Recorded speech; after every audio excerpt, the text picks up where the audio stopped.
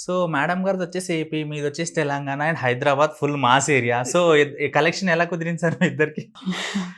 మేమిద్దరము వర్క్ ప్లేస్‌లో కలుసుకున్నాం మేము. హ్మ్. నేను ఒక అడ్వర్టైజింగ్ ఏజెన్సీలో జాబ్ చేస్తుండే అనమాట. ఓకే. తను అక్కడ ట్రైనీగా జాయిన్ అయింది. ఇంగ ఇద్దరికి అక్కడ చూపులు కలిసిన శుభవేళ పెళ్లయింది. లవ్ మ్యారేజా సార్ మీది? లవ్ మ్యారేజ్ గాని very short love. 13 days love మాది అంతే. ఓకే. దాని తర్వాత మేము మళ్ళీ పెద్దలతోని మాట్లాడి అరేంజ్ చేపించుకున్నాం అది. హ్మ్. So, it's love come arrange marriage అనుకోండి. ఓకే. సో సార్ మీరు ఓన్లీ ఫర్ వీడియోసే చేస్తారా? లేకపోతే ఏదైనా బిజినెస్ ఉందా మీకు? బిజినెస్ ఉంది నాకు. నేను లాస్ట్ 30 ఇయర్స్ నుంచి అడ్వర్టైజింగ్ ఫీల్డ్‌లో ఉన్నాను. హ్మ్. సో, నేను డిజైన్ దీంట్లో ఫీల్డ్‌లో ఉన్నాను. అంటే నేను బ్రోషర్స్ డిజైన్ చేయడము, లోగోస్, హ్మ్. పోస్టర్స్, హోర్డింగ్స్ డిజైన్ చేయడము, ప్యాకేజింగ్ డిజైన్స్ ఇవన్నీ చేస్తానన్నమాట నేను. ప్రింట్ మీడియా అనుకోండి ఇది. ప్రింట్ మీడియా అంటే చాలా బిజీ ఉంటది సార్ టైమింగ్. మనం ఒక కస్టమర్స్ దగ్గరికెళ్ళాలి, క్లయింట్స్ దగ్గరికెళ్ళాలి, వాళ్ళు వస్తారు, ఎక్స్‌ప్లనేషన్, డిజైన్ చేయాలి, కొత్త కొత్త క్రియేటివిటీ చేయాలి కదా! సో ఇంత బిజీ లైఫ్‌లో కూడా వీడియోస్‌కి టైం ఎలా తీస్తున్నారు మీరు? ఇప్పుడు అడ్వాంటేజ్ ఏంటంటే మనకు మాక్సిమం ఇప్పుడు ఆన్‌లైన్ వర్క్ ఎక్కువైపోయింది. సో, మనం మొదలులాగా ఇప్పుడు వెళ్లి క్లయింట్‌ని కలిసి బ్రీఫ్ తీసుకొని హ్మ్. ప్రెజెంటేషన్స్‌కి వెళ్ళడం అట్లాంటివి కాకుండా ఆన్‌లైన్‌లో అవుతుంది మొత్తం కాబట్టి అక్కడ నాకు 50% స్ట్రెస్ తగ్గిపోయింది నాకు. హ్మ్. సో, ఓవర్ ఫోన్‌లోనే మాటలయిపోతున్నాయి. మన ఇన్ ఇన్ మెయిల్స్ త్రూ మన ప్రెజెంటేషన్స్ అయిపోతున్నాయి ఆన్‌లైన్‌లో. హ్మ్. సో, అక్కడ టైం సేవ్ అయితుంది. సో, ఈ సోషల్ మీడియా, యూట్యూబ్ ఇంకా ఇన్‌స్టా ఛానెల్స్ స్టార్ట్ చేసిన తర్వాత దీనికొచ్చిన రెస్పాన్స్ బట్టి ఏం చేస్తున్నా అంటే, గ్రాడ్యువల్లీ అది నేను డిజైనింగ్ అనేది కొంచెం తగ్గించుకుంటూ వచ్చి 50% దానికి, 50% దీనికి ఇప్పుడు టైం తీశాననమాట ఇప్పుడు. సో, మీ వీడియోలో ఏది జూసినా చాలా క్లారిటీగా, చాలా డెడికేషన్‌గా, చాలా స్క్రిప్ట్ వైస్‌గా ఉంటుంది. సో, ఒక వీడియో తీయాలంటే దానికి చాలా బ్యాక్‌గ్రౌండ్ వర్క్ ఉంటది. ఒక టీమ్ గావాలి. సో, మీకు అలాంటి టీమ్ ఏమైనా ఉందా? మొత్తం అంతా మీరు వన్ మ్యాన్ ఆర్మీయా? ప్రస్తుతం అయితే టీమ్ ఏం లేదండి. మేమే ఇంటి వాళ్ళే చేసుకుంటాం. మా పెద్దబ్బాయి నాకు ఎడిటింగ్‌లో దాంట్లో హెల్ప్ చేస్తాడు. హ్మ్. అండ్ మొత్తం స్క్రిప్ట్ నేనే రాసుకుంటాను.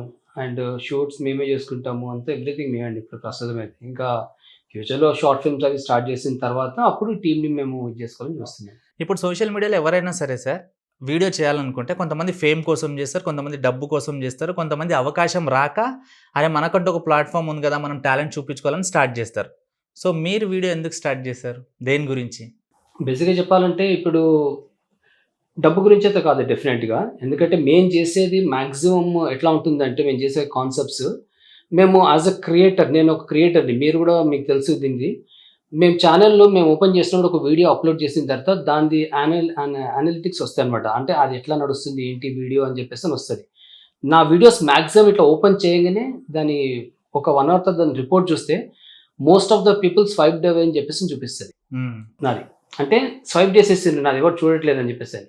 ఎందుకంటే మన కంటెంట్‌లో ఎట్లా అంటే థంబ్‌నెయిల్‌లో మనం ఏమైనా ఒక వల్గర్ ఇమేజ్ ఈరోజు రేపు అంతా అట్లాంటివి ఎక్కువ నడుస్తాయి. మేబీ ఒక బ్యూటిఫుల్ అమ్మాయిది కనిపిస్తేనే చూస్తారు జనరల్‌గా. అది మెంటాలిటీ అయిపోయింది. మా దాంట్లో ఏముంటుంది అసలు ఉంటే నా ఫేస్ ఉంటది. లేదంటే మా పిల్లోడి ఫేస్ ఉంటది. ఎమోషనల్ థంబ్‌నెయిల్ ఉంటే ఎవరు చూడరు. స్వైప్ చేసేస్తారు. బట్ అది కంటెంట్ చూసిన తర్వాత దాన్ని లైక్ చేసే వాళ్ళు ఎవరైతే ఉంటారో వాళ్ళ టేస్ట్ గురించి నేను వర్క్ చేస్తున్నాను. అంటే ఎట్లా ఉందంటే ఇప్పుడు బయట మన ప్రపంచాన్ని చూస్తున్నాం. మనం పిల్లల్ని కలుస్తున్నాము, వేరేతో మాట్లాడుతున్నాము.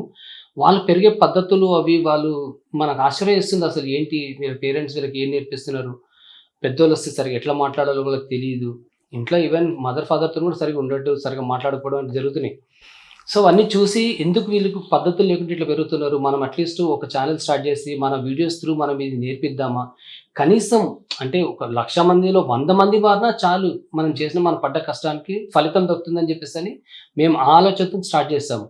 బట్ మంచి రెస్పాన్స్ వస్తుందండి. చూసిన వాళ్ళు మటుకు డెఫినిట్‌గా చాలా అప్రిషియేట్ చేస్తున్నారు. నిజంగా అండి ఈ విలువలతోని మేము తప్పు చేశామేమో, మా పిల్లల్ని ఈ విలువలతోని పెంచినందుకు ఈరోజు మా మాట వాళ్ళు వినట్లేదు. మీరు చెప్పే పద్ధతులు చాలా బాగున్నాయి. నిజంగా చాలా కన్విన్సింగ్ ఉన్నాయి. ఇంకా మీరు వీడియోస్ చేయండి. అట్‌లీస్ట్ ఇది చూసాను కొంతమంది వాడతారు. సో, సొసైటీలో ఇప్పుడు మనకు ప్రెజెంట్ సిట్యుయేషన్ నడుస్తున్న మనం ఎట్లయితే జనాలున్నారో ఆ పద్ధతులు వాళ్ళకి ఏమంటారు దాన్ని షార్ట్ టెంపర్డ్, పేషెన్స్ లేకుండా ఎట్లయిపోయిందంటే ప్రపంచము. సో, ఎందుకిక్కడ ప్రతి దగ్గర సో, అట్‌లీస్ట్ మనం వీడియోస్ త్రూ అవేర్‌నెస్ చేసి ప్రతి ఒక్క పాయింట్‌ని టచ్ చేద్దామని చెప్పేసని మేము ఈ ఛానెల్ పెట్టడం జరిగిందనమాట. నేనిప్పుడు జీవితం అంటే ఇదేగా నేను యాక్చువల్‌గా మేము కామెడీ బాగా చేసేవాళ్ళము. ఇప్పుడు కామెడీ బాగా తగ్గిచ్చేసి మేము దీంట్లో ఎక్కువ ఇది చేస్తున్నాం మేము. ఫోకస్ చేస్తున్నాం. ఏది జీవితం అంటే ఇదేగా అని పేరుతోని తీసిన దాంట్లో లైఫ్ అంటే మన జీవిత సత్యాలు దాంట్లో చెప్తుందన్నమాట. ఎవ్రీడే మనకు ఫేస్ చేసే ప్రాబ్లమ్స్ ఉంటాయి. దాన్ని ఏ విధంగా మనం ఇది చేయాలి, దాన్ని ఓవర్‌కమ్ చేసుకోవాలని చెప్పి చెప్తున్నాం మేము. సో, అది జనాలకిప్పుడు ఆ వీడియోస్ త్రూ మనము చిన్న చిన్న స్టోరీస్ చెప్పుకుంటూ, అది చేసుకుంటూ వాళ్ళకి చెప్తుంటే వాళ్ళకి బుర్రకెక్కుతున్నాయి అవి. సో, మంచి రెస్పాన్స్ వస్తుంది. సో, వాళ్ళు ఎవరైతే నాకిప్పుడు ఆ కమెంట్స్ పెట్టేసి నన్ను ఎంకరేజ్ చేస్తున్నారో, వాళ్ళ గురించి డెఫినిట్‌గా నేను ఇంకా ఈ వర్క్ చేస్తూనే ఉంటాను నేను. నాకొస్తుంది. Most of the viewers swiped away your వీడియోని చూపిస్తది. బట్ నేను కేర్ చేయను నేను. ఎందుకంటే చూసి ఎవరైతే కమెంట్ పెడతారో దాన్ని బేస్ చేసుకొని వర్క్ చేస్తాను నేను. నేను జనరల్ చెప్పాలంటే క్వాలిటీ లేని వీడియోస్‌కి మీరు చూడండి లాక్స్‌లలో వ్యూస్ వస్తాయి.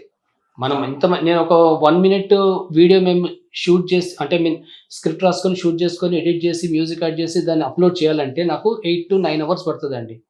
ఈ 1 మినిట్ వీడియోకి జస్ట్. 1 మినిట్ వీడియోకి అంత కష్టపడుతున్నాం మేము.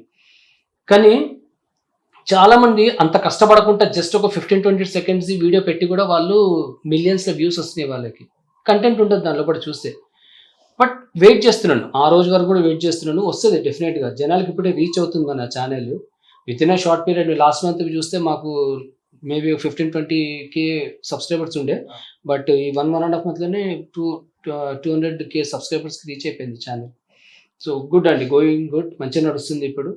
సో, మా ఏజ్ అంటే మేము 70స్‌లో పుట్టాం కాబట్టి ఆ 90స్‌లో ఎట్లా ఉండే లైఫ్ అది మేము మొత్తము మళ్ళీ మేము రిటర్న్ చూపిస్తున్నాం మేము మళ్ళీ వాపస్ తీసుకొచ్చేసి. పాతకాలంలో ఎట్లా ఉండే ఆ రోజుల్లోకి వస్తే ఇప్పుడు ఎందుకంటే మనం ఉట్టి ఫుడ్ ఒకటే మనం హెల్తీగా ఉండాలని మనము షుగర్ బెల్లం తినడము, వైట్ రైస్ మానేసి బ్రౌన్ రైస్ తినడం. ఒకప్పుడు మనం అదే దంపుడు బియ్యం అవి తినుకొనే ఉన్నవాళ్ళం. సో, హెల్త్ గురించి కాన్షియస్ ఉన్నవాళ్ళు లైఫ్ స్టైల్ గురించి ఎందుకు కాన్షియస్ పెరగట్లేదు? మనం ఎందుకు పాతకాలంలాగా ఉండకూడదు? సో, ఆలోచనలు అట్లీస్ట్ మనం వీడియో రూపంలో పెడితే జనాల్లో మార్పు వస్తదని చెప్పేసి మేము ఈ ఛానెల్ స్టార్ట్ చేస్తాం. సో, డెఫినిట్‌గా మనీ గురించి మాత్రం కాదు. సో, మీ వీడియోల వల్ల జనాలు మారతారనుకుంటున్నారా మీరు? ఇప్పుడు మసాలా వీడియోలకు అలవాటు పడ్డ ప్రతి ఒక్కళ్ళు లైక్ మీరు చెప్పారు. ఈ normal video without content just road మీద వెళ్తే ఇలా పెడితేనే లాక్స్‌లలో వ్యూస్ ఉంటాయి. సో, మీరు ఇంత డెడికేషన్‌గా ఇన్ని అవర్స్ టైం తీసుకొని అంత ఫోకస్డ్‌గా వీడియో చేస్తున్నారు కదా! సో, మీ వీడియోల వల్ల అట్లీస్ట్ జనాలు మారతారనుకుంటున్నారా మీరు? డెఫినిట్‌గా అండి. అంటే మసాలా ఫుడ్ మనము ఒకరోజు తినంగానే స్టమక్ అప్సెట్ అయితది. దాని నెక్స్ట్ డే మళ్ళీ మనం పప్పన్నమే ప్రిఫర్ చేస్తాం. ఓకే.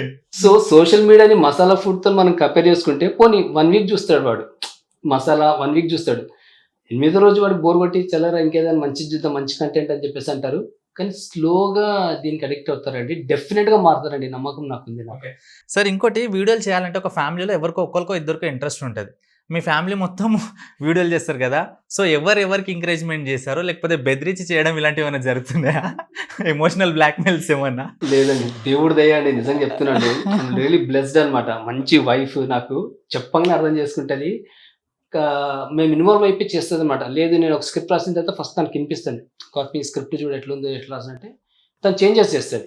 లేదు మనం ఈ వర్డ్ ప్లస్ ఈ వర్డ్ వాడదాము. ఎందుకంటే ఇది మేబీ ఇది వాడితే హర్ట్ అవుతారొచ్చు. ఈ వర్డ్ వాడితే ఎక్కువ రీచ్ వస్తదేమో, ఎక్కువ ఇంపాక్ట్ ఉంటదేమో అని చెప్పి మేము డిస్కస్ చేసుకొని చేస్తామండి మేము. అంటే జేసీ ఒక్కోసారి ఎట్లా అంటే తనకి ఎట్లా కసి ఉంటదంటే కొంచెం హార్ష్‌గానే ఉంటాయి words. Rough and tough. Rough and tough అని కాదు. అంటే జనాలు ఎందుకు కొంచెం మనం హార్ష్‌గా చెప్తే అన్నా మారతారేమో, బోల్డ్‌గా మనం ప్రెజెంట్ చేద్దాం అన్నట్టు. అంటే నొప్పించక తానవ్వక తప్పించక తిరుగువాడు ధన్యుడు సుమతి అన్నట్టు ఉండాలి జేసీ ఎప్పుడు. ఓకే. సో, ఎందుకు అంత హార్ష్‌గా అవసరం లేదు. మనం చెప్పాల్సింది స్మూత్‌గానే చెప్పాలి. బట్ అది ఎక్కడ ట్రిగ్గర్ అవ్వాలో అక్కడ ట్రిగ్గర్ అయ్యేలాగా ఉంటే సరిపోతది అని నేను ఆ వర్డ్స్ చేంజ్ చేస్తా అనమాట.